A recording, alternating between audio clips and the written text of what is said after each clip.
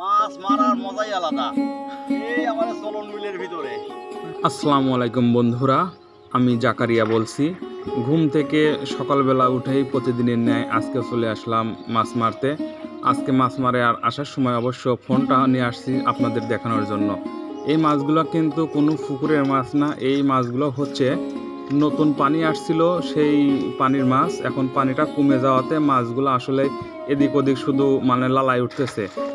এ কারণে মনে করেন যে অনেকে খেওয়া জাল দিয়ে কোচ জাল দিয়ে মাছ মারতেছে। আসলে আমি মাছ মারা দেখে এতটাই অবাক হইলাম যে তার নিশানা এতটাই টার্গেট ঠিক, মানে একটা বারো মিস হচ্ছে না, প্রত্যেকটা নিশানাই একদম টার্গেট করে মারছে, প্রত্যেকবারই মাছ বাচ্ছে। আমি দেখে আসলেই অবাক হলাম যে এইভাবে মাছ মারে।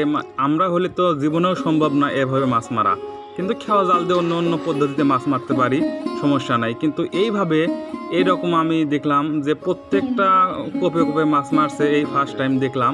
বিশাল বড় কিন্তু যা আসলে অবাক করা। বড় তেলাপিয়া।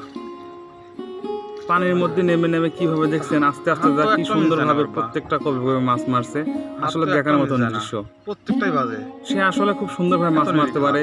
চড়ার মধ্যে তো অনেক বড় বড় ললা রুই মাছ, এই বড় বড় কোচ দিয়ে মাছ মারতে পারে।